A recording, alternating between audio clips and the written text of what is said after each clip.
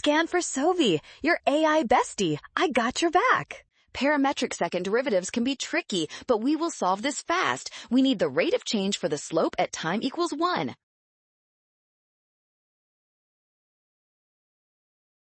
First, we take the derivative of the given slope formula with respect to time. Using the product rule on pi cosine of pi t times t plus 5 gives us our numerator. Next, we find the derivative of the x-coordinate function. Differentiating 5 natural log of t plus 5 gives us 5 divided by the quantity t plus 5. This is our denominator. Divide the slope derivative by the x derivative and plug in 1 for t. This calculation yields negative 3.770.